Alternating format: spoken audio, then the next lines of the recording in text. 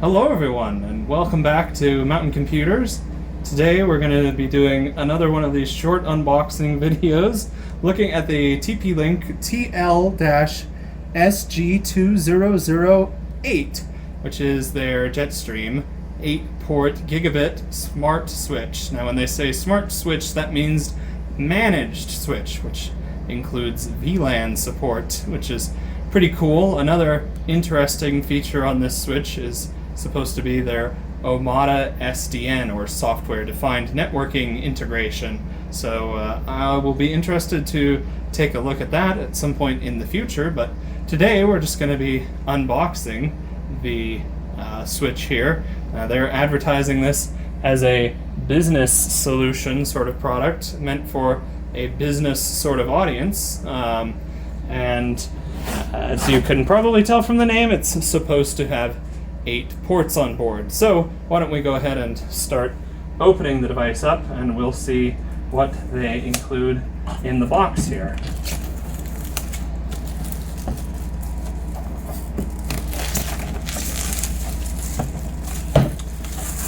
Get the plastic wrap out of the road here.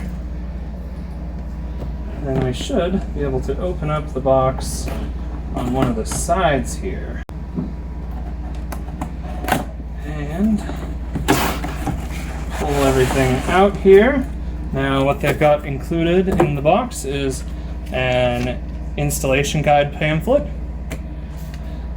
a GNU General Public License Notice, interesting, a few feet in case you want to set this down on top of a desk, a power supply branded TP-Link. Looks like this one operates with an output of 12 volts at 1 amp and is capable of ranging inputs from 100 to 240 volts at 50 or 60 hertz with an input current of 0.3 amps. So let's go ahead and now look at the main unit here. It looks like it is a fairly slim switch, which is nice to see. We've got the DC input here on the front, and then we have all 8 of our gigabit Ethernet connections here along the front on copper or base T ports. There's also a port labeled PD. Let me see what that is quick. Alright, so I've determined that this PD port here is actually a PoE input in case you want to power this switch with power over Ethernet as your input from your upstream device.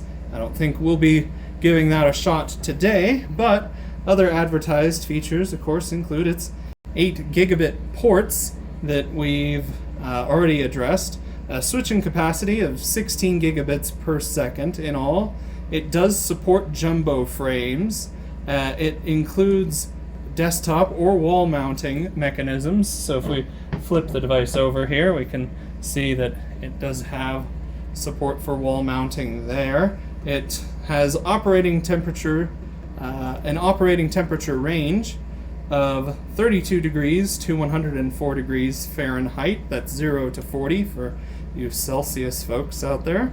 And then operating humidity of 10 to 90% relative humidity at a non-condensing rating there.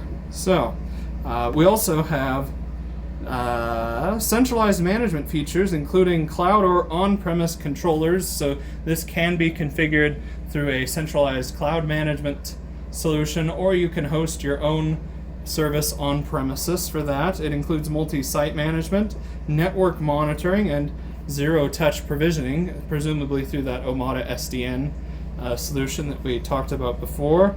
And included in what it advertises as advanced features, there's also static routing, support for 802.1p, COS, DSCP, QoS. That's all just going to be quality of service protocol stuff. link aggregation, a very handy feature, access control lists, and IGMP snooping.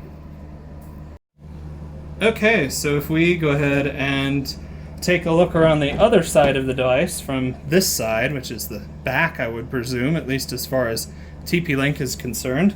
If we come around here, this is the side where we get all of our product branding stuff, so that's why I'm presuming this is the front side. We've also got indicator lights for link status on all 8 of the ports on the back side there, including an indicator here for what speed those are operating at, and then a reset button on the right side.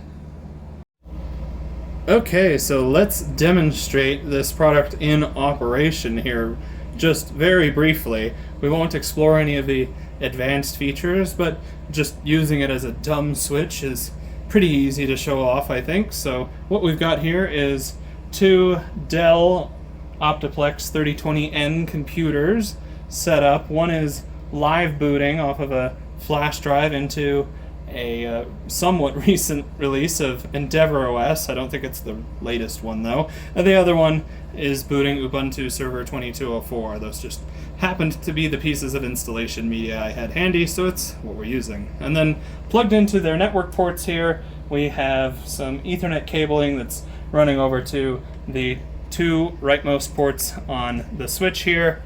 And what we're going to show off is basically just that we're able to do a ping from each device to the other one. Okay, so what we're looking at here is the Ubuntu server machine, and we're sitting at an IP space A command to get our IP address information.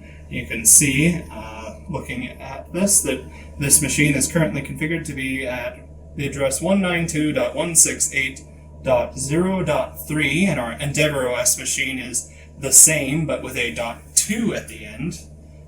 They're configured for a /24 network and both with static IP addresses. So if we were to try to ping 192.168.0.2 right now, what we're going to see is that we are getting a response here, which is exactly what we want to see.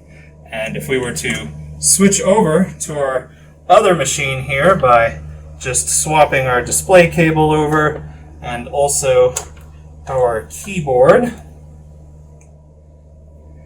then we can clear our output here from my testing and do another IPA.